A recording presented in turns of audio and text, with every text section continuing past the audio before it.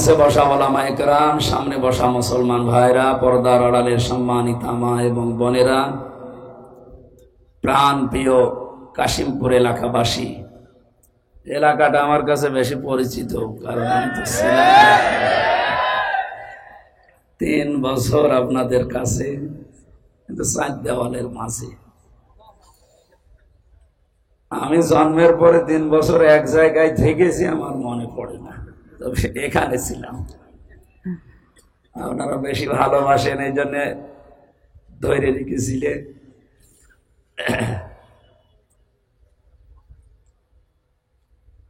যে আল্লাহ কোরআনে কারিমের এই অনুষ্ঠানে দল মত নির্বিশেষে সবাইকে স্বতঃস্ফূর্ত ভাবে আসার তৌফিক দিলে খুশি হয়ে বলছে আলহামদুলিল্লাহ।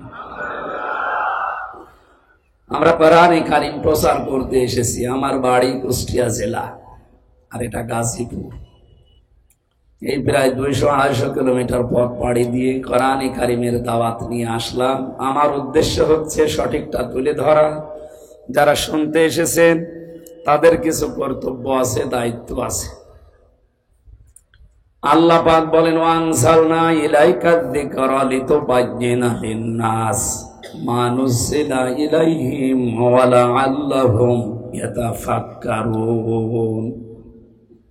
সূরা নাহলের 44 নম্বর আয়াতের শেষের দিকে আছে, হে নবী, এই কোরআন আপনাকে আমি দিলাম শুধু সুমা কোরআন আপনাকে আমি দিয়েছি এই কারণে এটা জীবিত মানুষদের সামনে আপনি ব্যাখ্যা বিশ্লেষণ তাফসীর করে করে শোনাবেন। এখানে লাম শব্দটা আমরা জানি সারা গ্রামার আরবি, সে অনুযায়ী ব্যবহার করা হয় জীবিত মানুষদের জন্য। সুতরাং কোরআন শোনানো লাগবে এখন কাদের সামনে? জীবিত মানুষ। বলেন তো কাদের সামনে? তো পরিবেশ আমরা এমন জায়গায় নিয়েছি, এখন জীবিত মানুষদেরকে এখন কোরআন শোনাতে গেলে ঝামেলা। মরে গেলে কোরআন পড়েন, অসুবিধা নেই। আরে ভাই, মরে গেলে কোরআন পড়ার কোনো নিয়ম নীতি আছে? সে পড়বে, তার সওয়াব হবে। যে লোকটা মারা গেছে, ও যদি কোরআনের ওপরে না চলে, কোরআন ওর লাশের সামনে না, ওর বুকের ওপরে চড়ে পড়লো, কাজ হবে না।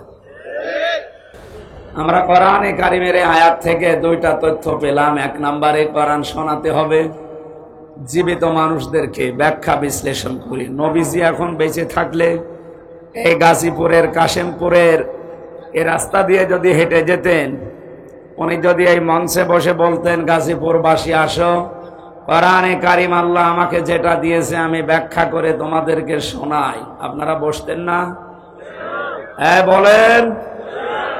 উনি এখন নেই, ওই দায়িত্বটা এখন আলেমদের উপরে। আমার নামে যেহেতু আলেম লেখা আছে, সুতরাং ওইটা আমি একটু পেয়েছি।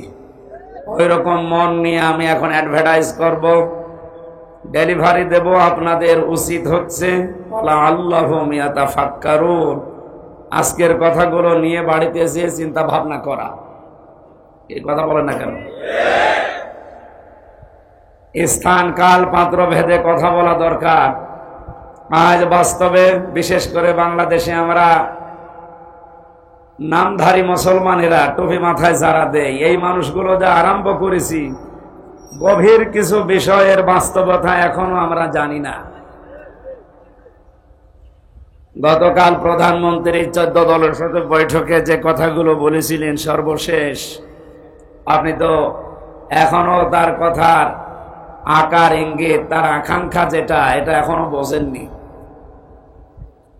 উনি কালকে জানিয়েছিল পার্বত্য চট্টগ্রামের কয়েকটা জেলা এবং মায়ানমারের কিছু অংশ নিয়ে সাদা চামড়ার কিছু মানুষেরা নীরব আন্দোলন চালিয়ে যাচ্ছে। ইন্দোনেশিয়ার পূর্ব তৈমুর এবং দক্ষিণ সুদানের মতো তারা স্বাধীন খ্রিস্টান রাষ্ট্র ঘোষণা দেবে। এই জন্যে তারা এয়ারবেস তৈরি করছে।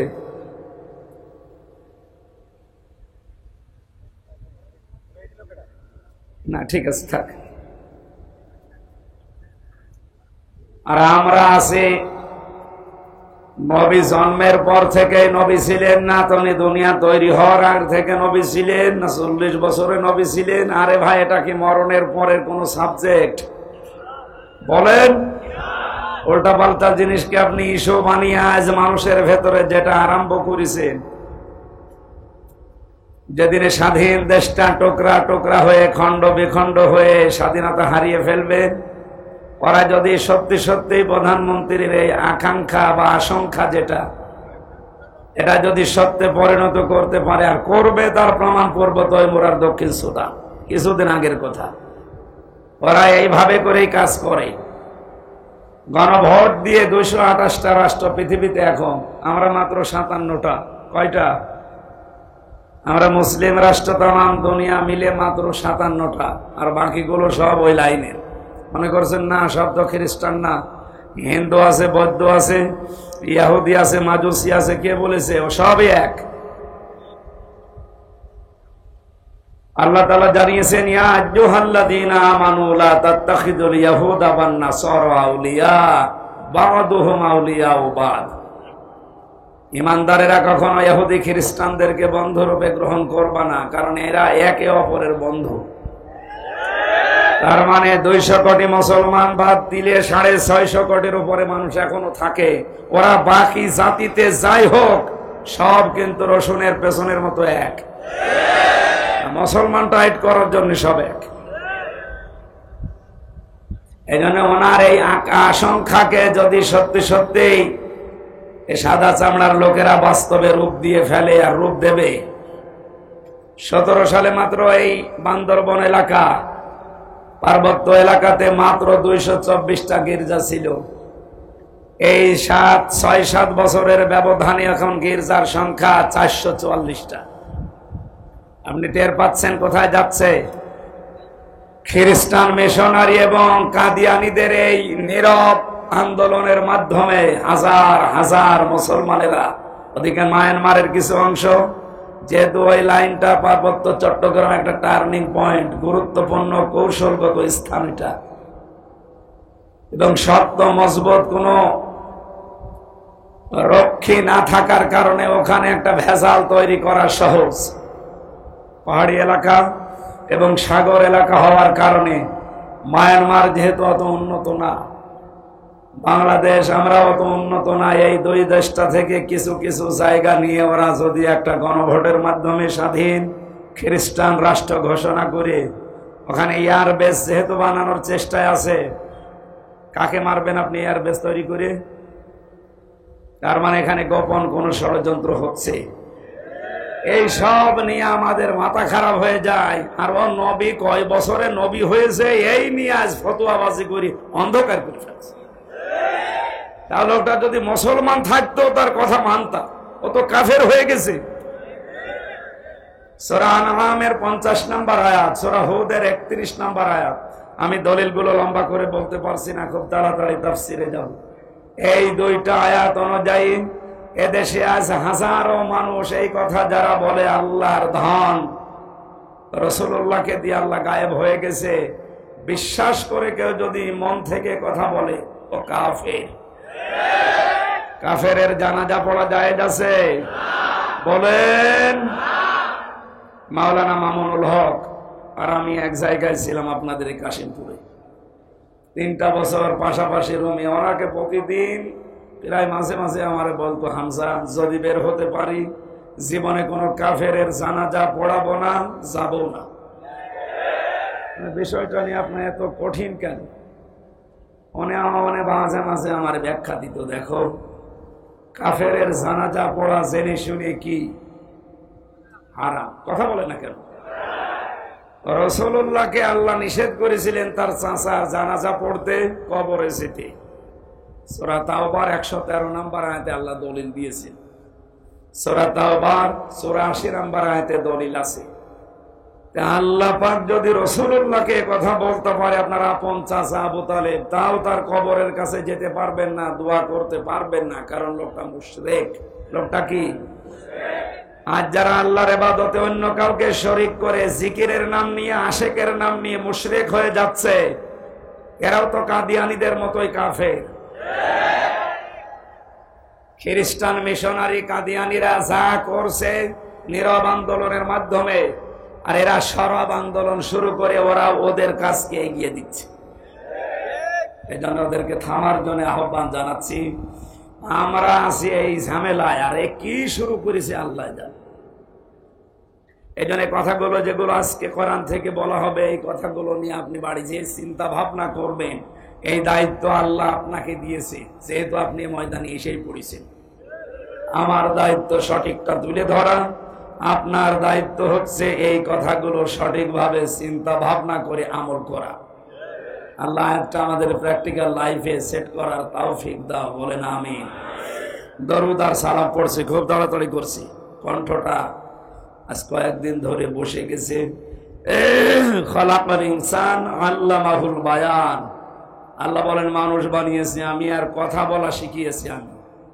আমার আগে যিনি কথা বলছিলেন যে আল্লাহ আমাদেরকে কুকুর, শৃগাল, হাঁস, মুরগি এই সমস্ত সৃষ্টি না বানিয়ে আশরাফুল মাখলুকাত বানিয়েছে। খালাকাল ইনসান, মানুষ বানিয়েছে কে? আল্লামাহুল বায়ান, মানুষকে কথা বলা শিখিয়েছে কে? বিজ্ঞান এখন এই কথাটা নিয়ে প্রমাণ করছে। বিজ্ঞান জানিয়েছে মানুষকে এই কয়েক ইঞ্চি জায়গা থেকে এক একটা কথা বের হতে 27টা স্তর পার করা লাগে। 27টা স্তরে ধাক্কা লাগার পরে একটা কথা তৈরি হয়।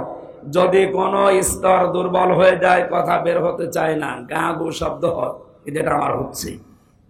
তার মানে 27টা স্তর এখন আমার ক্লিয়ার না, হয়তো কিছু কিছু স্তর আল্লাহ দুর্বল করে দিয়েছে। এ দায়িত্বটা কার? কণ্ঠ উনি দিয়েছে, উনি যেন আমার কণ্ঠটা কিছু সময়ের জন্য ছেড়ে দেন, বলেন আমিন। সূরা রদের 19 নম্বর আয়াতটা পড়েছি। কয় নম্বর আয়াত? 43টা আয়াত আছে, 3টা রুকু আছে। মদিনায় নাজিল হয়েছে, মাত্র একটা আয়াত পড়েছি। এখান থেকে আমরা তাফসীর আকারে কথা বলবো। আপনি যেহেতু পোস্টার করেছেন তাফসীরুল কোরআন মাহফিল, এটা বন্ধ করে দিন। বন্ধ করে দিন, এটা বন্ধ করে ফ্যান এখানে এমনি কাজ করে দেন। ওই পেছনের মানুষ আবার ডিস্টার্ব করবে, কাজ করে ফেলে রাখেন।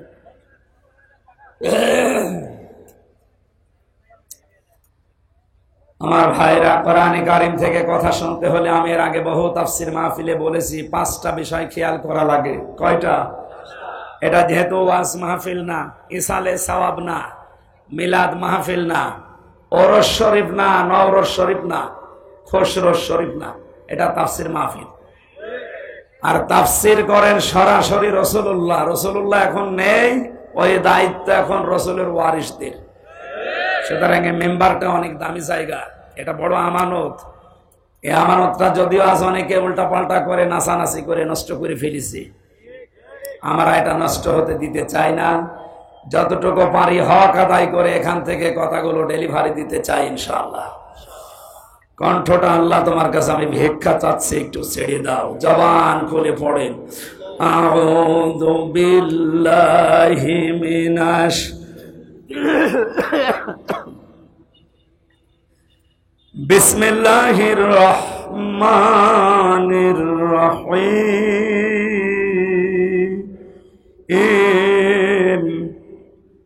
আফামান ইয়ালামু আন্নামা উনজিলা ইলাইকা মির রাব্বিকাল হক কামান হুয়া আ'মা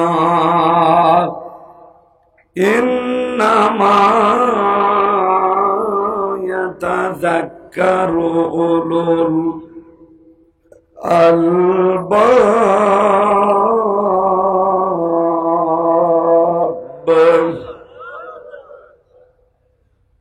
একটা আয়াতের ভেতরে যত কথা আল্লাহ লুকিয়ে রেখেছে আপনি একটু খেয়াল করে শোনেন। এই আয়াতে আপনাকে আজকে জান্নাতের পথ দেখিয়ে দিতে সক্ষম ইনশাআল্লাহ। আল্লাহ পাক বলেন, হে নবী, আপনার প্রভু আপনার উপরে যেটা নাজিল করেছে, যারা এটা বিশ্বাস করে আর যারা বিশ্বাস করে না, এর প্রতি অন্ধ আচরণ করে, তারা কি কখনো সমান হতে পারে? শুধুমাত্র বুদ্ধিমান যারা, এই মানুষগুলো আল্লাহর উপদেশ গ্রহণ করে থাকে। এখন থেকে আমরা 24 নম্বর আয়াত পর্যন্ত এই 5টা আয়াতে আল্লাহর যে উপদেশগুলো আছে, যারা বুদ্ধিমান আমরা, এরপরে আছে নির্বুদ্ধিমান যারা, তাদের কথা আছে, ওগুলো আমাদের দরকার নেই। আমরা বুদ্ধিমান হতে চাই। আল্লাহর ভাষায় কি হতে চাই? আল্লাহর কোরআন থেকে এই 5 আয়াতের তাফসীর শোনার মাধ্যমে আমরা যেন বুদ্ধিমান হয়ে ময়দান থেকে বিদায় নিতে পারি, বলেন আমিন। বুদ্ধিমান কারা? বেশি দিন ক্ষমতায় আছে যারা বিভিন্ন কায়দা করে, তারা টাকা পয়সার মালিক যারা বৈধ অবৈধ দেখা দেখি নেই, তারা বলেন এরা তো বুদ্ধিমান নয়। এদের জন্য ভয়ঙ্কর কথা কোরআনে কারিমের সূরা মারিজের 19 নম্বর আয়াতে আল্লাহ দিয়েছে। আল্লাহ রাব্বুল আলামিন বলেন, কাল্লা ইন্নাহা লাযা, কখনোই না, অবশ্যই তাকে আমি লাযা নামক জাহান্নামের দরজা দিয়ে প্রবেশ করাবো। নাযাআতাল লিশাওয়া, যে ঘরে প্রবেশ করার সঙ্গে সঙ্গে চামড়া খুশি চলে যাবে। গাজীপুরবাসী আপনাদের জেলায় সর্বমোট 5টা কারাগার সরকার বানিয়েছে। সরকারি একটা আপনাদের জেলায়, আর ওখানে কেন্দ্রীয় 4টা। এখানে শাস্তির ব্যবস্থা আছে বিভিন্ন অপরাধের জন্য। ভেতরে আমরা দেখেছি এমন কোন ঘর আমি পাইনি এই 4টা কারাগারে যেখানে গেলেই মানুষের চামড়া খসে যায়, না নেই। রিমান্ডে যে 10 দিন ছিলাম, ওখানেও আমি এমন এমন ভয়ঙ্কর জায়গায় আমাকে নিয়েছে, মাটির নিচের ঘরে, কিন্তু গেলেই চামড়া খসে যায় এমন জায়গা আমি পাইনি। হ্যাঁ, নখ তুলে নেই, এগুলো আমি জিনিসপত্র দেখেছি, মেশিন পত্র, যে হুজুরে যে এগুলো দিয়ে আমরা নখ তুলি। আপনার না, আপনাকে আমরা দেখাচ্ছি। এগুলো তুলি তাদের যারা অস্ত্র মামলায় ধরা পড়ে, যারা মার্ডার মামলায়, তাদের আমরা এগুলো তুলে নিই। তার মানে আমাকে জিনিসপত্র দেখিয়ে যেটা বলতে বলবে ওইটা যেন আমি বলি। 10 দিন আর দিকে 3 বছর প্রায়, সব মিলে বলেন আমার চামড়া কোনো জায়গা থেকে খসেছে? বলেন না কেন? আল্লাহর বাণী কি শুনলেন? নাযাআতাল লিশাওয়া, শুধু শোনা পর্যন্ত শেষ।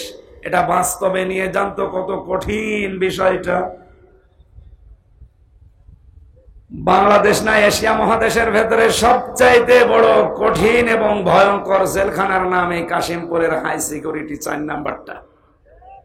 এর ভেতরে শতাব্দী বিল্ডিং আছে, সবচাইতে বড় মারাত্মক জায়গা এটা। 24 ঘন্টা তালা লাগিয়ে রাখি। এত কঠিন জায়গায় থাকার পরও আমাদের চামড়া ওঠে নাই। খাবার দাবার সমস্যা ছিল, ঠিক আছে। এবার বলেন আল্লাহ যে বর্ণনা দিলেন, যে ঘরের কথা বললেন, কিভাবে আল্লাহ বানিয়েছেন যে সেখানে গেলে আগে চামড়া খসে যায়? তার মানে ওখানে এরকম মেশিন পত্র লাগানো আছে। কথা বলেন। এই ভয়ঙ্কর জায়গায় আল্লাহ প্রবেশ করাবেন কাদেরকে? 2টা গুণ যাদের ভেতরে দুনিয়াতে পাওয়া যাবে তাদেরকে আল্লাহ ওই দরজা দিয়ে প্রবেশ করাবে। জাহান্নামের লাযা, এ দরজার নাম। তাদউ মান আদবার ওয়া তাওয়াল্লা ওয়া জামাআ ফাআওয়া।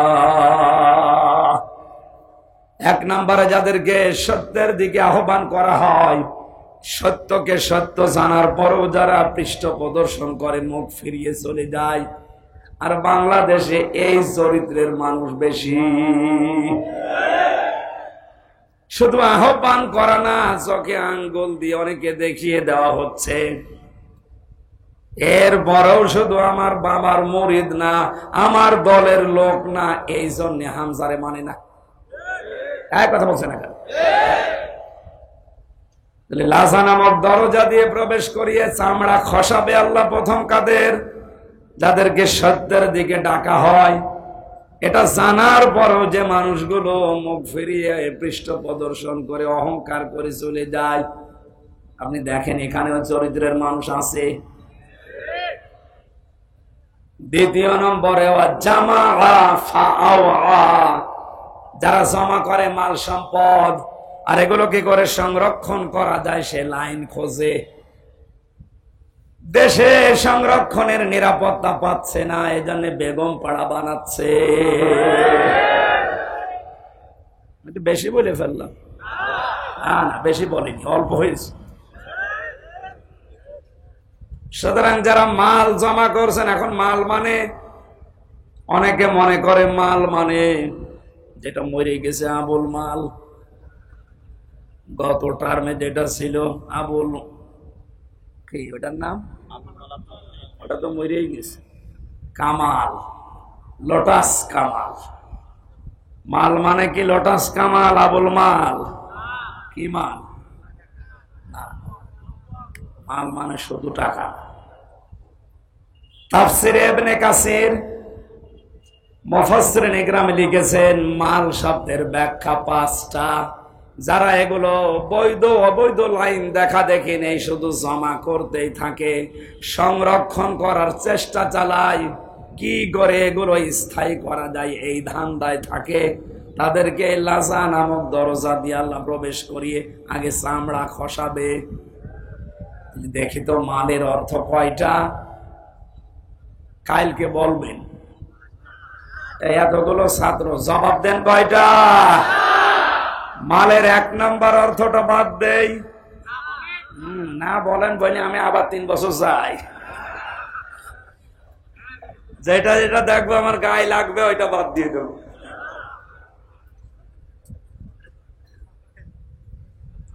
মালের প্রথম অর্থই হচ্ছে চেয়ার। এই চেয়ার না, ক্ষমতার চেয়ার, কারণ এই চেয়ারের তো কোনো ক্ষমতা নেই। 1834 জনের চেয়ারের ক্ষমতা আছে। চেয়ার মানে যে এই চেয়ার নাকি, এই চেয়ারের কোনো ক্ষমতা আছে? তারপরে উনি সাবেক তো নেই, বর্তমান হলেও কাউন্সিলের মতো হইতো, সাবেক হয়ে গেছে। বাস্তবতা কি? চেয়ার মানে বাংলাদেশে 1734টা চেয়ার, মেন চেয়ার। প্রধানমন্ত্রী শেখ হাসিনা থেকে শুরু করে এলাকার উপজেলা চেয়ারম্যান পর্যন্ত যারা আছে, এই 1734টা চেয়ার, এগুলো মাল। এগুলো কি? এগুলো যারা সংরক্ষণ করা, জমা করা আর কি করে স্থায়ী করা যায় এই চিন্তা ভাবনায় আছে। আমি মনে হয় বেশি ভেতরে চলে যাচ্ছি, একটু উপর দিয়ে যাই, ঝামেলা আছে, আরো নিচে দিয়ে যেতে বলছে। দ্বিতীয় নম্বরে মাল মানে প্রভাব প্রতিপত্তি। 4 নম্বরে মাল মানে অস্ত্র শস্ত্র। 5 নম্বরে মাল মানে নেককার স্ত্রী। কয়টা জিনিস বললাম? ব্যাখ্যা করতে গেলে আপনারা উল্টা দিকে নিয়ে যাবেন। এমনি আমি যা বলি ওটা খালি উল্টা বোঝে মানুষ। আমার যে মামলা দিয়েছিল ওটা নাকি জেলখানা এখনো আছে, গত হাজিরায় ওরা নিয়ে এসেছিল। এর আগে একবার দেখেছিলাম জেলের ভেতরে, আর এই হাজিরার দিন দেখলাম। আমি মনে করলাম জিজ্ঞাসা করে যে তুমি জেলখানার ভেতরে তো এমনি না, কোথায় এসে সিরাজগঞ্জ থেকে এটা ভাঙা কাঁচি নিয়ে এসেছে সংসদ ভাঙবে। সংসদ কাঁচি দিয়ে ভাঙা যায়? বম মারলে ওড়ে না, আরো কাঁচি নিয়ে এসেছে পাগল সে সিরাজগঞ্জ থেকে। পুলিশে ধরেছে, বলছে আমির হামজার ওয়াজ শুনে আমি উদ্বুদ্ধ হয়েছি, এই জন্য আমি ভাই ওইসব দরকার নেই, আমি যা বলি আপনারা উল্টো বোঝেন এই পাগলের মতো। আমি শুধু তা মানে একেবারে কারো শরীরে যেন না লাগে এরকম তাফসীর করে যাচ্ছে। তাহলে জমা করবে যারা, এই মালের যে 5টা অর্থ বললাম, এগুলো যারা জমা করে আর এগুলো কি করে সংরক্ষণ করা যায়, স্থায়ী করা যায়, এই চিন্তা ভাবনায় নিয়োজিত থাকে, এদেরকে আল্লাহ এমন ঘরে প্রবেশ করাবে যেখানে ঢুকলে আগে চামড়া খসে যাবে। আল্লাহ তুমি আমাদেরকে এখান থেকে বাঁচাও, বলেন আমিন। কোরআনে কারিমের সূরা রদের এই জায়গায় আল্লাহ জানিলেন, হে নবী, আমি আপনার প্রতি যে কোরআন নাযিল করলাম, যারা এটাকে বিশ্বাস করবে দুনিয়ায়, আর যারা এর প্রতি অবিশ্বাসী, যারা এর প্রতি অন্ধ আচরণ করে, এরা কখনোই সমান না। বুদ্ধিমান লোকেরাই কেবল মাত্র আমি আল্লাহর উপদেশ গ্রহণ করে থাকে। আল্লাহর উপদেশ তাদের জন্য কাজেও লাগবে। আল্লাহ পাক বলেন, ফাযাক্কির বিল কুরআনি মান ইয়াখাফু ওয়াঈদ। So admonish and or by the Holy Quran him who phrase my threat. হে নবী, কোরআন দিয়ে এই বুদ্ধিমান মানুষগুলোকে সুসংবাদ দেন, সতর্ক করেন যে মানুষগুলোর ভেতরে আল্লাহর ধমকের ভয় আছে। আমরা যত বড় শরীরের অধিকার হই, যতদিন ক্ষমতায় থাকি না কেন, মুসলমান যারা দাবি করছি, অবশ্যই আমাদের ভেতরে আল্লাহর ধমকের ভয় আছে। এই কথা বলেন। এখানে আমরা যেহেতু বুদ্ধিমান, আল্লাহর ধমককে আমরা ভয় করি, তার উপদেশ আমাদের কাছে আসবে। আল্লাহ এবার উপদেশ আরম্ভ করছেন। আল্লাহ রাব্বুল আলামিন বলেন, বুদ্ধিমান বিবেক সম্পন্ন মানুষ কারা জানো? যাদের ভেতরে এই গুণগুলো দুনিয়াতে দেখতে পাবে, তারা এই দুনিয়ায় আমি আল্লাহর ভাষায় বুদ্ধিমান।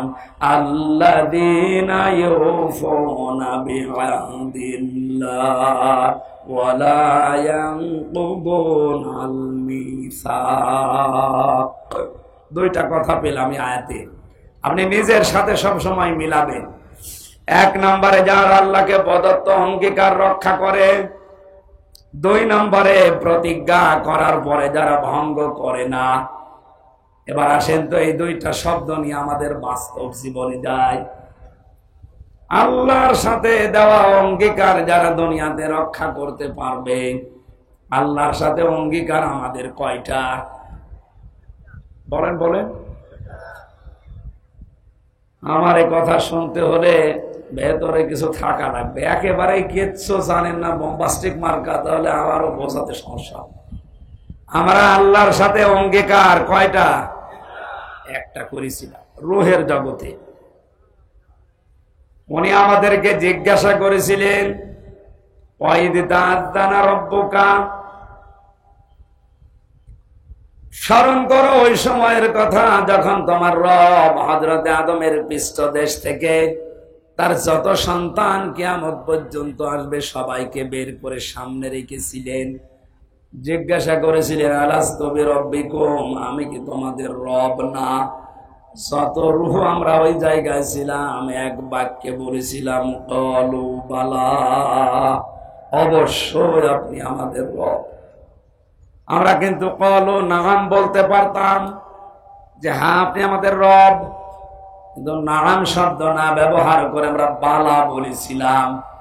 নাম মানে হা, বালা মানে হা। নাম মানে এমনিতেই হা, আর বালা মানে গ্যারান্টি দিয়ে হা। বলেন সুবহানাল্লাহ। ওই সময় আল্লাহ পাক ডান হাত, কুদরতি হাতকে এভাবে মেলে ধরেছিলেন। এর ভেতরে যত রূহ দেখা গেছে আদমের সন্তানদের, নবীজিকে আল্লাহ হযরতে আদমকে শুনিয়েছেন, আদম এগুলো তোমার সব জান্নাতি সন্তান। বাম হাত এভাবে বের করে যখন মেলে ধরলেন, এখানে যে রূহগুলো ছিল আল্লাহ পাক বলেছিলেন এগুলো তোমার সব জাহান্নামী সন্তান, দুর্ভাগা এরা। আমাদের এখন প্রশ্ন আসতে পারে, তাহলে দুই হাতের ভেতরে আমরা যে হাতে আছি, ওই হাতের ভেতরে যদি থাকতে পারে, তাহলে আর ভালো কাজ করেই করবো কি, আর খারাপ কাজ করেই করবো কি? যা লেখা হওয়ার হয়ে গেছে নাকি? এর জবাব দিয়েছেন যারা হাদিস বিশারদ, মুহাদ্দিসিন ইকরাম বলেন, মহান আল্লাহ যে হাতগুলো দেখিয়েছেন ওই দিন আমাদের কাছ থেকে জবাব নেওয়ার পর, যে আদম তোমার এই সন্তানগুলো জান্নাতি, এই সন্তানগুলো জাহান্নামী, কিয়ামত পর্যন্ত পৃথিবীর ময়দানে আমি এদেরকে পাঠাবো, তার ভেতরে আমরা আছি। জবাব হচ্ছে এইটাই, যাদেরকে আল্লাহ ডান হাত থেকে বের করেছিলেন, কিয়ামত পর্যন্ত ওরা আসবে দুনিয়ায়, ওদেরকে দিয়ে আল্লাহ জান্নাতে যাওয়ার কাজগুলো করিয়ে নেবেন। রাত 3:30টার সময় ঘুমিয়েছে, 4:30টার সময় আযান দিচ্ছে ফজরের, মাত্র 45-50 মিনিট ঘুম হওয়ার পরে স্ত্রী ডাক দিচ্ছে, তাড়াতাড়ি করে ওঠো, ফজরের নামাজের সময় হয়ে গেছে। ও তাড়াতাড়ি উঠে নামাজ পড়তে পারলে ওর কাছে আনন্দ লাগে। এক কথা বলেন না কেন? ঠিক আর একটা লোক রাত 9টার সময় ঘুমিয়েছে, রাত 4:30টার সময় আপনি তারে ডাক দিচ্ছেন, 8-9 ঘন্টা মরণের ঘুম ঘুমিয়েছে, ফজরের নামাজে ডাক দিলে এখনো পর্যন্ত বলে আমার ঘুম হয়নি, ডিস্টার্ব করলি কেন? আপনি ধরে নিতে পারেন আপনি আছেন ডান হাতে আর ওই লোকটা আছে ওই বাম হাতে। আপনাকে আল্লাহ ভালো কাজ করাবে যদি ওই ডান হাতের ভেতরে থাকেন, আপনার মন মানসিকতা ভাবে পয়দা করে দেবে।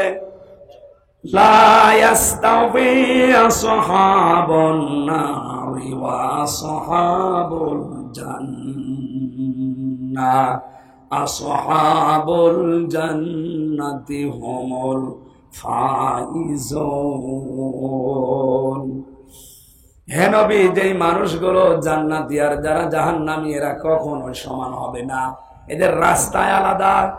আপনি কখনো তাদেরকে এক রাস্তায় চলতে দেখবেন না, এদের দুনিয়ার জীবনটাই পুরো আলাদা জীবনে চলবে। আজকে আসার সময় ফ্যান্টাসি কিংডম দেখাচ্ছিল এখানকার একজন, আর আমারে বলছে এখানে এমন কোন কাজ নেই যেটা বৈধভাবে হয় না। ওখানে কাজ তো সব বৈধভাবে হচ্ছে নাকি? ওখানে আপনি এরকম মানুষকে নিয়ে যেতে পারবেন পিটিয়েও? ওখানে যাওয়ার মানুষের দুনিয়ায় আলাদা, আর ওখানে যারা যায় ওদেরকে আপনি মসজিদে, মাদ্রাসা, ঈদগায় পাবেন না। এখানে আসলে ওদের শরীরে জ্বালা ধরবে, আর এই চরিত্রের মানুষগুলো ওই জায়গায় গেলে এদের শরীর খারাপ হবে। বিশ্ব নবী মুহাম্মদ রাসূলুল্লাহর বয়স এই যে এই বয়সের 8-9 বছর, ওনাকে একটা মেলায় নিয়ে গিয়েছিল বন্ধুরা।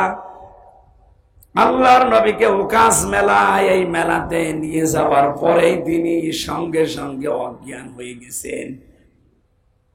ওখানে যে ঘুম তিনি দিয়েছেন, ঘুমের ভেতরে তার পুরা রাত চলে গেছে। সূর্যের আলো যখন সকালবেলা তার মুখের উপরে পড়েছে, নবীজি টের পেয়ে দেখলেন আশপাশে কেউ নেই। ওরা গান বাজনা, মেলা যা করার আনন্দ ফুর্তি করে সবাই বিদায় নিয়ে চলে গেছে। পুরাটা সময় বিশ্ব নবীকে আল্লাহ জাহান্নামী কাজ থেকে বাঁচিয়ে রেখেছে। আপনি যদি সত্যি হযরতে আদম আলাইহিস সালামের এই সন্তানদের আল্লাহর ডান হাতের ভেতরে পড়ে যান, এমন ভালো ভালো কাজের আঞ্জাম আপনাকে মরণের আগ পর্যন্ত আল্লাহ দেওয়াতেই থাকবে। এখানে কিছু নিয়ম নীতি আছে। আপনাকে ভালো ভালো কাজ পাওয়ার পরে শুকরিয়া আদায় করা লাগবে আল্লাহর। লাইন শাকারতুম লাযিদান্নাকুম ওয়া লাইন কাফারতুম ইন্না আযাবি লাশাদীদ। যদি আমার নিয়ামতের শুকরিয়া আদায় করো আমি আল্লাহ ওইটা বাড়িয়ে দেব। নিয়ামতের শুকরিয়া আদায় আমরা বাংলাদেশের মানুষ একটা বুঝি কি, সেটা রুটি পর্যন্ত খাবারের পর একটা ঢেকর তুলে বলে আলহামদুলিল্লাহ, হয়ে গেল। কেউ যদি কোনো নিয়ামত পাওয়ার পরে শুকরিয়া আদায় করে, ওকে 3টা বিষয় লক্ষ্য রাখা লাগবে। উনি যে কাউন্সিলর, আমি যে এখানকার প্রধান বক্তা, উনি যে প্রধান অতিথি, প্রত্যেকটা বিষয় আমার আল্লাহ বলেন ভালো হোক আর মন্দ হোক, প্রতিটি জিনিস আমার বান্দা বান্দীদের জন্য পরীক্ষা। সূরা ফজরের ভেতরে আল্লাহ এই তথ্যগুলো দিয়েছেন। ফাম্মাল ইনসানু ইযা মাবতালাহু রাব্বুহু ফাকরামাহু ওয়া না'আমাহু ফায়াকুলু রাব্বি আকরামান। وَأَمَّا إِذَا مَا ابْتَلَاهُ رَبُّهُ فَقَدَرَ عَلَيْهِ رِزْقَهُ فَيَقُولُ رَبِّي أَهَانَنِ। আমি মানুষকে ভালো কোনো কিছু দিয়েও পরীক্ষা করি, নিয়ামত গুলো দিয়েও তাকে পরীক্ষা করি, নিয়ামত কেড়ে নিয়ে অসম্মানিত করেও আমি তাকে পরীক্ষা করি। সুতরাং আজ যারা ক্ষমতায় আছেন, এটা আপনার পরীক্ষার বিষয়।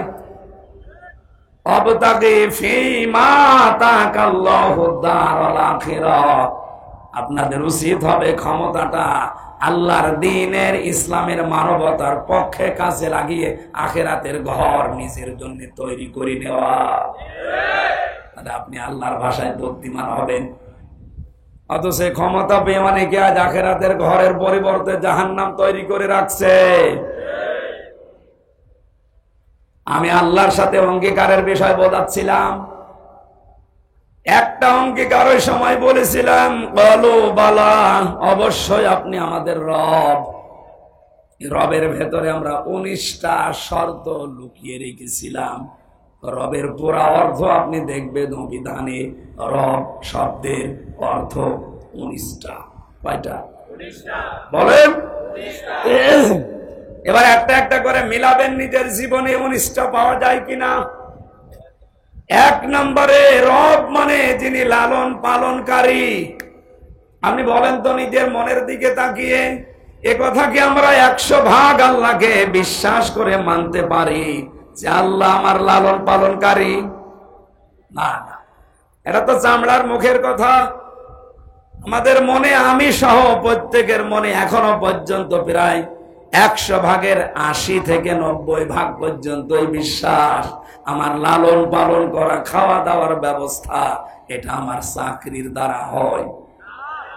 এই না বলছেন মানে আমাদের মনের অবস্থা বললাম আমি।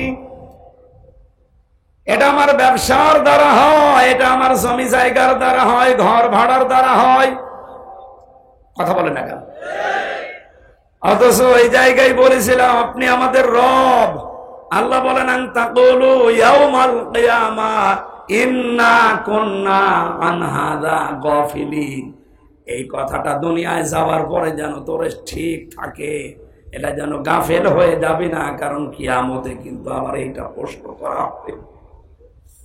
গাজীপুরবাসী আল্লাহর সাথে অঙ্গীকারের প্রথম যেটা আমি দেখছি, এটা আমরা ফেল করে ফেলেছি।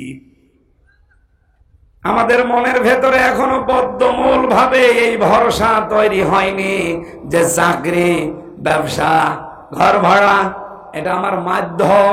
আসলে আমাকে খাওয়াতে পারে শুধুমাত্র কে? খাবার চারিদিকে তৈরি করে ফেলে রাখা আছে।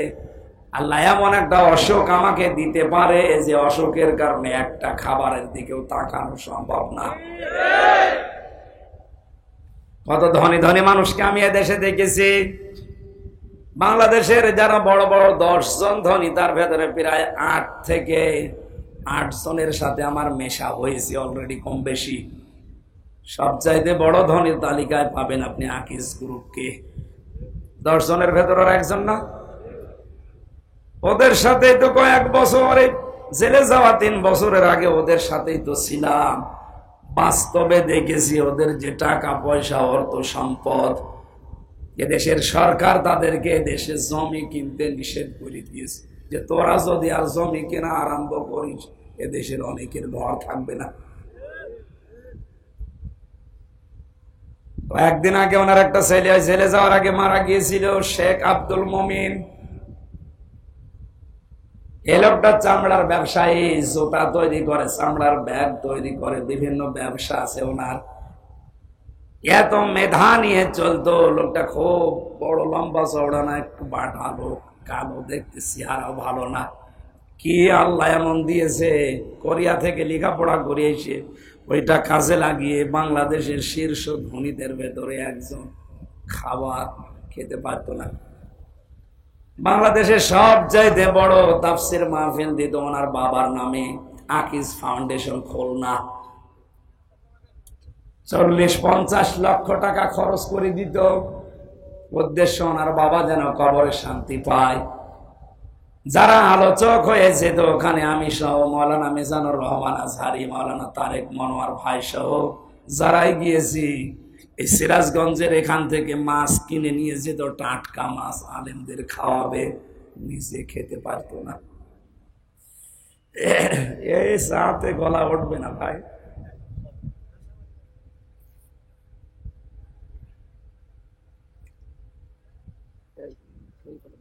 হবে না, এটা ওঠে নাকি? ডাক্তারে আমারে বলে আপনি 10 দিন কথা বলবেন না। তো ডাক্তারের কথা শুনতে গেলে আজকে এখানে আসা হইতো? আর এখানে না আসলে আপনারা তো দোয়া করতেন নাকি? বলতেন হুজুরের গলা ভেঙে গিয়েছে, আসেনি, ও গলা আরো ভেঙে যাক। হুজুর মরে যায়, যাক, আমার ওয়াজ শোনা লাগবে যে গরু দিয়ে চাষ করে খাবেন, গরু যদি মরে যায় চাষ করবেন কি?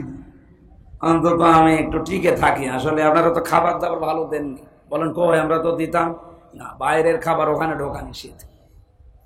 গাজীপুর কাশিমপুরের হাই সিকিউরিটি জেল এটা আলাদা, এখানে বাইরের খাবার ঢুকতে দেয় না। ভেতরে আপনি যা পাবেন তা। বলেন কেন ভালো খাবার রান্না হয়? হ্যাঁ হয়, ভালো খাবার রান্না হয়, শুধু ওই তেলাপিয়া মাছ আর পাঙ্গাস, কাইল খাস বলে রেখে দেয়। জীবনে কোনোদিন পাঙ্গাস খেয়েছি কিনা মনে নেই, কিন্তু 3 বছরে ওইটা ছাড়া আর কিছু পাইনি। ভেতরে কোনো মাল মশলা নেই, সব ফাঁপা হয়ে গেছে। স্বাভাবিক হতে কিছুদিন সময় লাগবে। বের হয়ে তো ছোটাছুটি বেশি হয়ে যাচ্ছে। এখন মনে হচ্ছে যে ভেতরে থাকাই ভালো ছিল, কিন্তু একটু কষ্ট হতো। কণ্ঠটা যদি আল্লাহ ছেড়ে দিত আর আগের স্বাভাবিক অবস্থায় থাকতো, 1.5-2 ঘন্টা তাফসীর করা কোনো আয়াতের উপরে আল্লাহর দিকে তাকিয়ে বলছে কোনো ব্যাপার না, কিন্তু কণ্ঠ সাপোর্ট করছি না, কথা বলতে গেলে কেমন যেন বুকে ব্যথা উঠছে। তাহলে আল্লাহ যে রব শব্দের 19টা অর্থ আমরা তাফসীরে পেলাম, একটাই প্রথমে আমরা ফেল করে বসে আছি। রব মানে লালন পালনকারী। এটা এখন থেকে আল্লাযীনা ইউফুনা বিআহাদিল্লাহ, বুদ্ধিমান তো ওরা যারা আল্লাহর সাথে কৃত অঙ্গীকার পূরণ করে। আমরা প্রথমটাই ব্যর্থ, 2 নাম্বারটা একটু কড়া, এটা বলবো। রবের 2 নাম্বার অর্থ, রব মানে আইনদাতা। এটা শুনলেই কিছু মানুষের চুলকানি আরম্ভ হয়ে যায়। আপনি কোরআন থেকে রব এই শব্দটা কেটে বাদ দিয়ে দিন, দেন। এখন যদি মুরব্বীকে বলি টয়লেটে যান, বাম পা দিয়ে প্রবেশ করেন, দোয়া পড়েন, 8, 9, 10 মিনিট 20 মিনিট ওখানে কাটান, বের হওয়ার সময় গফরানাকা আলহামদুলিল্লাহিল্লাযী আযহাবা আন্নিল আযা ওয়া আফানি, এই দোয়া পড়ে ডান পা দিয়ে বের হন। এই যে গেলেন, বসলেন, বের হলেন, 8, 10 মিনিট 20 মিনিট আধা ঘন্টাও যদি ওখানে থাকেন, পুরাটাই ইবাদত। কথা বলেন বলেন বলেন, পুরাটা কি? কারণ এই তরিকাটা রাসূলের। তরিকাটা কার? আল্লাহর নির্দেশ, রাসূলের তরিকায় 8-10 মিনিট আধা ঘন্টা মেনে নিলে যদি আপনার এই টয়লেট ইবাদত হয়ে যায়, তাহলে 10 বছর নবী কোরআনে কারিম দিয়ে এই পৃথিবী চালিয়েছিলেন। এটা আপনার কাছে রাজনীতি মনে হয়? আপনি কি মানুষ না জানোয়ার? আল্লাহর কসম আপনি ধরা খাবেন আজকে। যদিও এদিক ওদিকে কেটে কেটে চলে যাচ্ছেন, আপনি পারবেন না। টয়লেটটা বললে আপনার কাছে আনন্দ লাগে, আপনি আরো বলেন খুব ভালো লাগছে। ওরা তো 10 মিনিট 20 মিনিটের ব্যাপার। আর 10টা বছর নবী কোরআন দিয়ে রাষ্ট্র চালিয়ে বললেন খায়রুল কুরুনি করনি, আমার যুগ শ্রেষ্ঠ যুগ। এই কথাটা বলতে গেলে আপনার কাছে রাজনীতি মনে হয়, আপনি আর মানুষের ভেতরে নেই। মুরব্বী মানুষ, সংসার অবশ্যই আছে না নেই? এখন যদি রাতে বাড়ি যে স্ত্রীকে সালাম দেয়, আর বউ যদি সালামের জবাব না দিয়ে গালি দেয়, কুকুরের বাচ্চা, ভালো লাগবে? গালি এই শুনে, গালি শুনে খারাপ লাগবে না? উনি যদি বুদ্ধিমান হয়ে থাকে, ওনার খারাপ লাগা, মন খারাপ করা, এটা ওনারই পাগলামি হবে। যেই বলবে কুকুরের বাচ্চা, শুকুরের বাচ্চা, সঙ্গে সঙ্গে উনি চিন্তা করবে কি গো, এ তো শিক্ষিতা মেয়ে, ভালো বংশের মেয়ে, কোনদিন এই 50 বছর সংসার করে আমার মুখের উপরে মুখ তুলে কথা বলে না, আর আজকে আমার হঠাৎ গালি দিচ্ছে শুকুরের বাচ্চা, কুকুরের বাচ্চা বলে। অবশ্যই ওরে চিনে ধরিস। কথা বলছে না, ওর স্বাভাবিক নেই, ওরে জিনে ধরেছে নাই বুথে ধরেছে, এতে গালি দেয় কেন? এই সহজ বিষয় যেমন আপনি বুঝে ফেললেন, 50 বছর সংসার করার পর উনি নিজেও মেনে নিতে পারছে না, তারপরও সান্ত্বনা এই যে আমার বউ স্বাভাবিক নেই, ও অস্বাভাবিক, ভূতে ধরেছে, জিনে ধরেছে। আপনি যখন টয়লেটে আধা ঘন্টা কথা শোনার পরে আনন্দে মনের ভেতরে আপনার ভালো লাগে, 10 বছর রবের ব্যাখ্যা দিয়ে কোরআন দিয়ে চালাতে হবে, এইটা শুনলে রাজনীতি মনে হয়, মন খারাপ হয়। বুঝবেন আপনাকে শয়তান দখল করে ফেলেছে, আপনি আর স্বাভাবিক নেই। এই জন্য রব মানে আইনদাতা, এটা আপনি অঙ্গীকার করে এসেছেন। আল্লাহর আইন কয়টা? এখানে আলেম নেই, পড়াশোনা করে না। আল্লাহর আইন কয়টা বলেন তো? 500। কত? আপনি একটা একটা করে নিজের 3.5 হাত বডি, পরিবার, সমাজ আর রাষ্ট্রে মিলান, কয়টা আপনি পাবেন? আমার যতটুকু ধারণা, আমাদের এই 3.5 হাত বডি থেকে আমাদের সংসদ পর্যন্ত একটা আইনও আল্লাহ নেই। কোনটা আছে আপনি বলেন, আমি দেখি মিলাই, বলেন। নেই, একটাও আমি পাই না। অথচ আহাদিল্লাহ প্রথম শব্দই আল্লাহর সাথে যে অঙ্গীকার গুলো রবের সাথে করেছেন, এগুলো যারা ঠিক রাখে দুনিয়ায় এরা বুদ্ধিমান। এটা ঠিক রাখতে গিয়ে আজ অনেকেই বিপদে আছে। এই কথা ঠিক রাখার জন্যই তো আল্লাহর আইনের কথা বলা হয়। আল্লাহ লালন পালন করি, এই বিশ্বাসটা জন্ম দেওয়া হয় যে দুনিয়ার সব কিছু থেকে মুখ ফিরিয়ে আল্লাহ লালন পালন করতে পারে, বিশ্বাস তৈরি করেন। রবের 3 নাম্বার অর্থ, রব মানে যিনি চাওয়ার আগে জিনিস দিতে পারেন। মায়ের পেটের ভেতরে বাবার স্ফুলিঙ্গ দিয়ে দ্রুত গতিতে যে পানিটা বের হয়ে যায়, বিজ্ঞান জানিয়েছে এটা মায়ের রেহেম পর্যন্ত যেতে যতগুলো ধাক্কা লাগে, 40,000 মানুষ 1 ফোঁটা বীর্য দিয়ে তৈরি হওয়া সম্ভব। কিন্তু জরায়ুর দেওয়ালের সাথে ধাক্কা লেগে ওই পর্যন্ত যে রেহেম পর্যন্ত পৌঁছাতে পারে না, অনেকে পথের ভেতরে মারা যায়, পড়ে যায়। ওখানে হয়তো শুধু হামজা গেছে আর হামজার ওই বোনটা গেছে, বাকি আর কেউ যেতে পারে নাই। অথচ আমার বাবার ওই 2 ফোঁটা বীর্য দিয়ে 80,000 হামজা বানানো সম্ভব ছিল। আমাকে আল্লাহ ওখানে নিয়ে যাওয়ার পরে 40 পাল্টাতে থাকেন। 6 মাস বয়স হয়ে যাওয়ার পরে আমার খাবারের প্রয়োজন দেখা দেয়। বিজ্ঞান জানিয়েছে, একটা গবেষণা করে, ফালিয়ানজুরিল ইনসানু মিম্মা খুলিকা মিম্মা দাফিক ইয়াখরুজু মিন বাইনিস সুলবি ওয়াত তারাইব। এই যে সলবন, এটা 1 বছর, তারাইব বহু বছর। সলবন বলা হয় ছেলেদের লজ্জাস্থান, আর তারাইব বলা হয় মেয়েদের লজ্জাস্থান। ছেলেদের ক্ষেত্রে আল্লাহ 1 বছর দিলেন, মেয়েদের ক্ষেত্রে আল্লাহ বহু বছর দিয়েছেন। আমার প্রশ্ন এটা, সন্তান জন্ম দিতে বাবার কোনো ভূমিকা নেই? আমার মনে হয় আলোচনা একটু উপরের হয়ে যাচ্ছে, আপনারা বুঝতেছেন?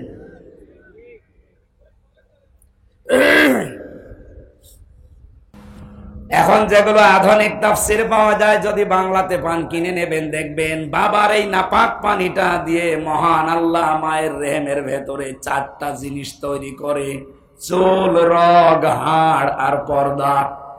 মায়ের রেহেমের ভেতরে যে নাপাক পানিটা আছে ওইটা দিয়ে আরো 4টা জিনিস বানায়, রক্ত, গোশত, চর্বি আর চামড়া। 8টা জিনিস যখন এক হয়, তখন মহান আল্লাহ বলেন, আমার রব নামের কারণে আমি আল্লাহ তোরে দয়া করে 5টা জিনিস দান করি।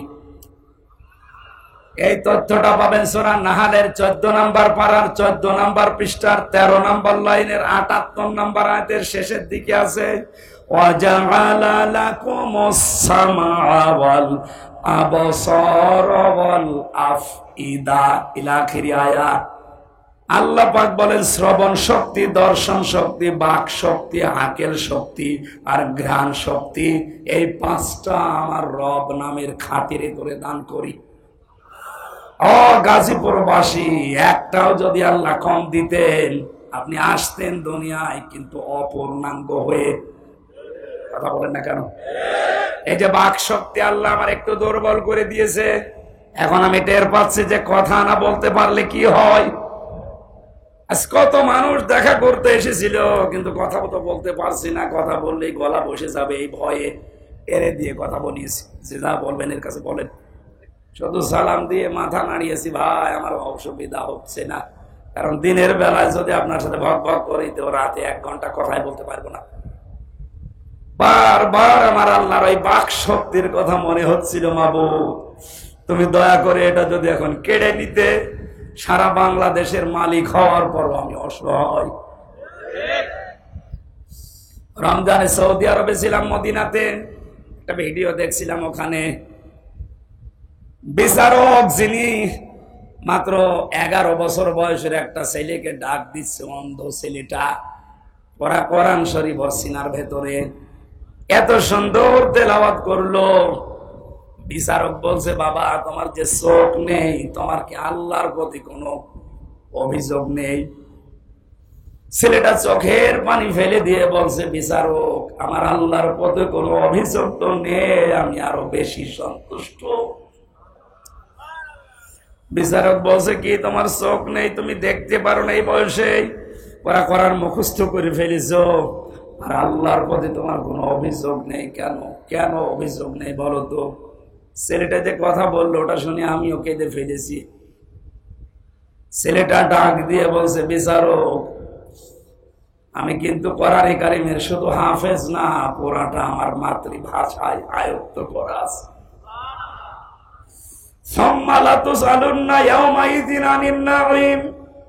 কিয়ামতের দিন প্রতিটি জিনিস ধরে ধরে আল্লাহর কাছে হিসাব দেওয়া লাগবে। মহান আল্লাহ যখন আমাকে একা একা ডাকবে, আব্দুর রহমান এদিকে আয়, আমার সামনে দাঁড়া, এখানে একটা ভুল নিরসন করা দরকার। অনেক মানুষের ধারণা আছে যে কিয়ামতের দিন মনে হয় বিভিন্ন পীর সাহেবরা লক্ষ লক্ষ মানুষ নিয়ে আসবে, তাদের সামনে আমিও যাব। সূরা মরিয়ম 16 নম্বর পারার 10 নম্বর পৃষ্ঠা 15 নম্বর লাইনের শেষ নাম্বার রুকু 95 নম্বর আয়াত এটা, ওয়াকুল্লুহুম আতিহি ইয়াউমাল কিয়ামাতি ফারদা। আল্লাহ পাক বলেন কিয়ামতে প্রতিটি মানুষকে আমি আল্লাহর সামনে দাঁড় করাবো, স্রেফ একা একা। কয়জন করি? সুতরাং যারা একথা ছড়িয়েছে যে পীরের মরিদ হলে অসুবিধা নেই, ওরা তোরা জান্নাতে নিয়ে যাবে, এটা বানানো কথা। কারণ কিয়ামতে আপনার পীর সাহেব আপনার সাথে থাকবে না, একথা বলছে না কেন? এই নিশায় তো অনেকে 2 পীরের মুরিদ হয়, যে 2 জন ধরে হাত ধরে এভাবে দেবে, জান্নাতে চলে যাব। কে বলেছে আপনাকে? আপনি তো উঠবেন আল্লাহর সামনে। কয়জন? আরো জোরে, আরো জোরে বলেন। এই ছেলেটা বলছে, ওস্তাদ বিচারক আমি যখন একা আল্লাহর সামনে দাঁড়াবো, মহান আল্লাহ আমার পা থেকে মাথা পর্যন্ত জিজ্ঞাসা করবে নিয়ামত একটা একটা করে, আমার মুখটার উপরে তালা লাগিয়ে দেবে। আলিয়াউমা নাখতিমু আলা আফওয়াহিহিম ওয়া তুকাল্লিমুনা আইদিহিম ওয়া তাশহাদু আরজুলুহুম বিমা কানু ইয়াকসিবুন। পা থেকে শুরু করে যখন একটা একটা করে আসবে, চোখের কাছে আসার পরে আমি আল্লাহকে বলবো, মাবুদ একটু দাঁড়ান, তুমি আমার চোখের সম্পর্কে জিজ্ঞাসা করো, অথচ জন্ম থেকে তো আমার চোখ ছিল না। এতগুলো নিয়ামতের হয়তো কম বেশি জাতা বলে আমি তোমাকে বুঝিয়েছি, কিন্তু চোখের ব্যাপারে আমরা প্রশ্ন করলে আমি জবাব দিতে পারবো আশা করছি। আল্লাহ তুমি আমাকে চোখই দাও, নিয়ে নিয়ামতের জবাব দেব কি দিয়ে? যার যেটা থাকে না ওই লোকটাই জানে যে কি নেই তার কাছে। আমার যেহেতু কণ্ঠ এখন নেই, কয়েকদিন আমি বারবার এখন আল্লাহর কাছে ধর্ণা দিচ্ছি, আল্লাহ তুমি কণ্ঠটা একটু ভিক্ষা দাও। আপনার এখনই যদি বাক শক্তি, আপনার আকেল শক্তি যেটা জ্ঞানের, এটা যদি আল্লাহ রহিত করে দেয়, আপনি নিজের পায়খানা নিজে খাবেন। এক কথা বলছেন। আল্লাহ পাক বলেন, এই রব নামের কারণে মায়ের পেটের ভেতরে আমি আরো 5টা জিনিস তোকে দেই। 8 আর 5 বলেন, এই 13টা জিনিস 6 মাসের পরে যখন এক হয়ে যায়, তখন আল্লাহ পাক বলেন ফেরেশতারা জিজ্ঞাসা করে, একে কি বানাবো? আল্লাহ তুমি বলো। একে কি ছেলে বানাবো না মেয়ে বানাবো? ওয়াল্লাযী ইউসাউবিরুকুম ফিল আরহামি কাইফা ইয়াশা ইলা আখিরি আয়াত। তিনি সে আল্লাহ যিনি তোমাদের মায়ের পেটের ভেতরে, রেহেমের ভেতরে তোমাদের আকৃতি তৈরি করেন। সুতরাং ছেলে হবে না মেয়ে হবে এ সিদ্ধান্ত কার? আরো জোরে। মেয়ে হলে যারা বর প্রতি রাগ করে তারা বর উপরে রাগ না আল্লাহর উপরে। আল্লাহর সিদ্ধান্তের উপরে কেউ যদি রাগ দেখায় ওর ঈমান আর থাকবে? এজন্য আশা করছে এই মূর্খ তাকে আর করবেন না। ওটা আপনার স্ত্রীর যদি হাত থাকতো, দুইটা মেয়ে হওয়ার পরে জীবন ও আর একটা মেয়ে নিত না, ছেলেই হওয়াতো। যদিও শ্বশুর শাশুড়ের কারণে অনেক বৌমার প্রতি এই কারণে অত্যাচার হয়। আমার মনে করেন এখন দুইটা মেয়ে, এখন যদি আর একটা হয় স্বাভাবিকভাবে মানুষের সহজাত হিসাবে আমারও মন খারাপ হবে। কিন্তু না, এই মন খারাপ হওয়া থেকে আমি যদি 100 ভাগ মুক্ত হতে না পারি, আমার ইমানের ভেতরও ভেজাল আছে। কারণ এ দায়িত্ব তো আমার বোর না, এ দায়িত্ব আমারও না, এ দায়িত্ব কার? উনি যদি আমারে মেয়ে দিয়ে শান্তি পায়, আমার কি দরকার ছেলের আশা করা? এতটুকু আশা করা যায়, রব্বি হাবলি মিনাস সলিহিন, আল্লাহ সন্তান যাই দাও এটা যেন সুস্থ সবল এবং নেককার হয়। কথা বলেন না কেন? আজকে যাদের সন্তান খারাপ হয়ে যাচ্ছে, আমি সহ আজকে থেকে, আগে আমি করেছি এখনো করছি, প্রতিদিন অন্তত এই আয়াতটা একবার হলেও পড়বেন। সূরা ফুরকান, ওয়াল্লাযীনা ইয়াকুলুনা রব্বানা হাব লানা মিন আজওয়াজিনা ওয়া যুররিয়াতিনা কুররাতা আ'য়ুনিন ওয়াজআলনা লিল মুত্তাকিনা ইমামা।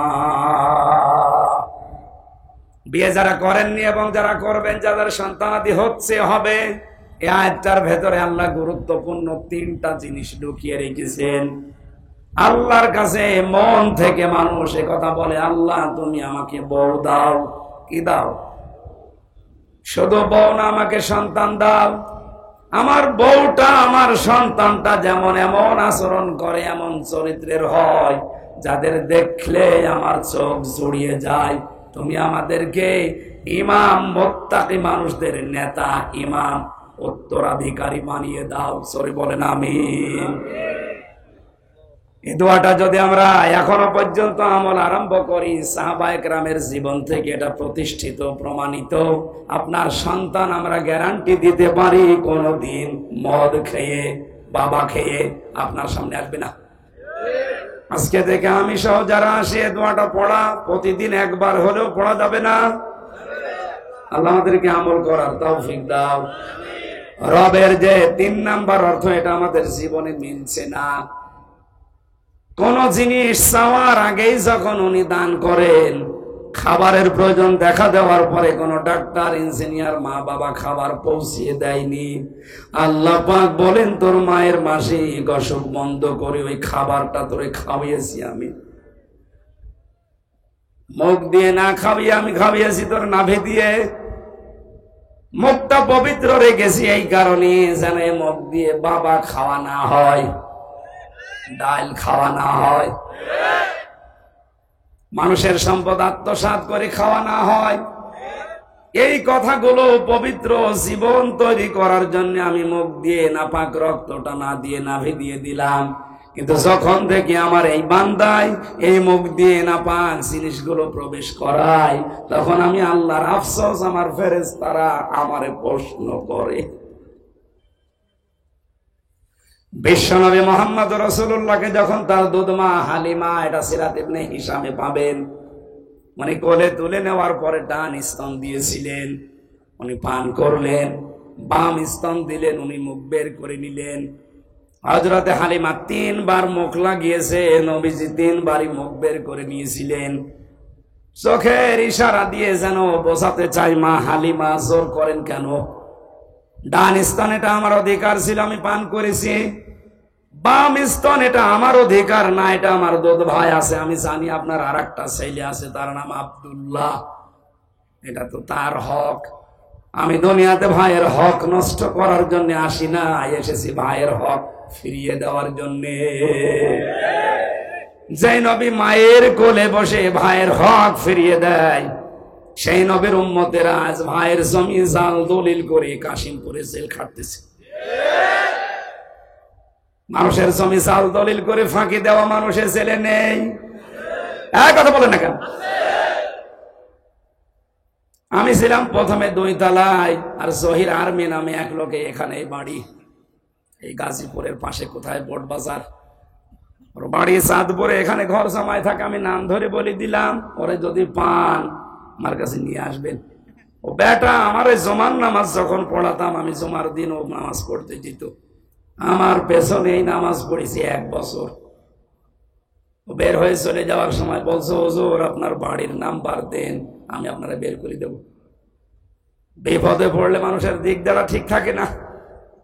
আমার বাবার আর চাচার নাম্বার দিলাম, ও বের হয়ে কায়দা করে চাচার কাছ থেকে 60,000 টাকা নিস।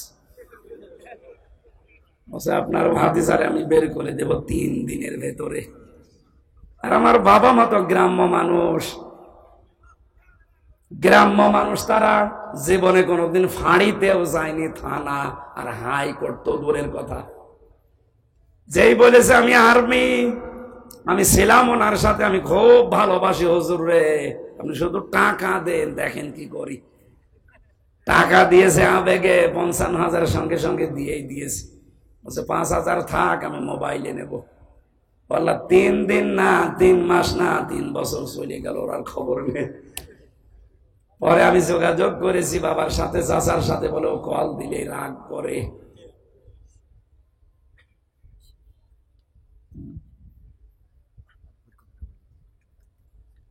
বেশি হয়ে যাচ্ছে সময়, বলে আমার কণ্ঠ পারছে না, এই জন্য মনে হয়। বলছে আপনি শেষ করে দিন। আসলে 19টা অর্থের ভেতরে কেবল 3টা চলছিল। ভাইয়ের জমি জাল দলিল করে ফাঁকি দিয়ে অন্যায় ভাবে এই নাপাক জিনিস মুখ দিয়ে আপনি খান, আর আপনি রব বিশ্বাস করেন আল্লাহ। এটা এখন হয়তো দুনিয়ারে মানুষকে ধোকা দিয়ে বোকা বানাতে পারছেন, চোখ বন্ধ হলে আসল রবকে বোঝানো যাবে? আপনি বুদ্ধিমান না, আপনি নির্বুদ্ধির পরিচয় দিচ্ছেন। বুদ্ধিমান হতে হলে আল্লাহর যে অঙ্গীকার গুলো আছে, এই অঙ্গীকার গুলো পূরণ করেন। তার সাথে যে ওয়াদা করে এসেছে, এই ওয়াদা গুলো আমরা ঠিক রাখি। এরপরে একটা একটা করে 24 নম্বর আয়াত পর্যন্ত অনেকগুলো তথ্য ছিল। 12টা পর্যন্ত কথা বলার নিয়ম, 12টা 15 বাজে। আমি জেলখানাতে যে 2টা বই একটু টাচ করেছিলাম, বাইরে এসে লিখেছি। দাম্পত্য জীবনে, পারিবারিক জীবনে মানুষের যে পরকীয়া প্রেম, এগুলো নিয়ে একটা বই লেখা আছে। এখানে আছে কিনা জানি না, আছে গাড়িতে আছে, ডান হাতে গাড়িতে আছে। নিয়ে মেয়েকে আগে পড়াবেন, নিজের বউকে পড়াবেন, মা, মেয়ে, বোন, ফুফু এদেরকে দেবেন। আশা করছি পারিবারিক জীবনের দাম্পত্য কলহ কাটবেন ইনশাআল্লাহ। আল্লাহুম্মা আমিন। লা ইলাহা ইল্লা আনতা সুবহানাক ইন্নী কুনতু মিনাজ জালিমিন। এই মোনাজাতটা করে যান। রাত 12টা পার হয়ে তাহাজ্জুদের সময় চলছে। আমরা মুসাফির, অসুস্থ এবং মাজলুম অবস্থায় আছি। রব্বানা আতিনা ফিদ দুনিয়া হাসানা ওয়া ফিল আখিরাতি হাসানা ওয়া কিনা আযাবান নার। রব্বুল আলামিন, বড় আশা নিয়ে তোমার এই বান্দা বান্দীগুলো এখানে এসেছিল।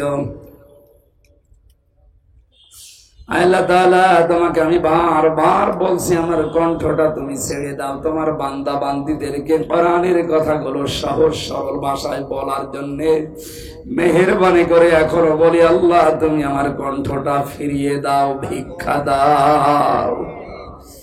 কোরআনের কথাগুলো এত সহজ সরল ভাষায় বলার চেষ্টা করি, মানুষও চেষ্টা করে বোঝার, কণ্ঠটা দরকার। মেহেরবানি করে তোমার হাতে আমার কণ্ঠ তুমি ছেড়ে দাও। মাহফিলের আয়োজন করতে গিয়ে যারা শ্রম দিল আল্লাহ, এই মাদ্রাসা যারা এলাকায় দিন প্রচারের জন্য, দিন শিক্ষার জন্য কায়েম করেছে, এলাকার মানুষকে এর দাবি বোঝার তৌফিক দাও। এলাকায় দিনের একটা প্রতিষ্ঠান থাকলে যে কত উপকার হয় আমার নিজের জীবনে আমি দেখেছি। আমার গ্রামেও আমি বানিয়েছিলাম, কিন্তু 3 বছর ভেতরে থাকার কারণে এটা বন্ধ হয়ে গেছে। হাজারো মানুষ অন্ধকারের দিকে আজ নিমজ্জিত হয়ে ছুটতেছে। তোমার কোরআনে কারিমে এর নবীর হাদিসের এই প্রতিষ্ঠানটা এখানে থাকার কারণে হাজারো মানুষ আলোর সন্ধান পাচ্ছে। এলাকার মানুষকে এটা বোঝার মতো ক্ষমতা তৌফিক দান করো আল্লাহ। নিজের একটা সন্তানের মতো যেন এই মাদ্রাসাকে তারা মনে করে, নিজের একটা পরিবারের সদস্যর মতো যেন তারা এটা দাম দেয়, দেখে শুনে রাখে। সেরকম মন মানসিকতা এলাকার মানুষের ভেতরে পয়দা করে দাও। আল্লাহ আমার কণ্ঠের জন্য আবার দোয়া করছি, আল্লাহ তুমি আমার কণ্ঠটা ফিরিয়ে দাও। লা ইলাহা ইল্লা আনতা সুবহানাক ইন্নী কুনতু মিনাজ জালিমিন। আল্লাহ তাআলা গাজীপুরের এই জেলখানা, কাশিমপুরের এই কেন্দ্রীয় কারাগার 4টা সহ বাংলার জেলখানায় যত মানুষ বিনা কারণে বিনা অপরাধে জেলে বসতেছে, আল্লাহ তাদের মুক্তির ব্যবস্থা করে দাও। অপরাধ করে যারা গেছে তাদের সংশোধন হয়ে মুক্ত জীবনে আবার ফিরিয়ে দাও। আল্লাহ জেলখানা হচ্ছে দুনিয়ার জাহান্নাম, মেহেরবানি করে এখান থেকে তুমি আমাদেরকে বাঁচাও। আজকের মাহফিলে যে মা বোনেরা এসেছেন এদেরকে খাদিজার মতো আয়েশার মতো বানাও। এ মাহফিলে অনেকেই দোয়া চেয়েছে আল্লাহ। আমিনুল ভাইয়ের 4 মাসের মাসুম একটা সন্তান অসুস্থ, তার জন্য দোয়া চেয়েছে আল্লাহ তুমি তাকে সুস্থ করে দাও। প্রধান অতিথি দবির সরকার তার মরহুম বাবার জন্য দোয়া চেয়েছে, তিনি সন্তানের ওসিলায় হলেও বাবাকে ক্ষমা করে দাও। আমার বাম পাশে মুরব্বী বসা, এ মুরব্বী সহ যত মুরব্বীরা হাত তুলেছে আবু বকরের মতো বানিয়ে দাও। বারাকাল্লাহু লানা ওয়া লাকুম ফিল কোরআনিল আযীম। কখন কার ডাক চলে আসে জানি না। কাশিমপুরের এই বাজারে কার কাফনের কাপড় এসে গড়াগড়ি করছে আমরা তাও জানি না। ওই সাদা কাপড় জড়ানোর আগে আল্লাহ তুমি আমাদেরকে খাঁটি হওয়ার তৌফিক দাও।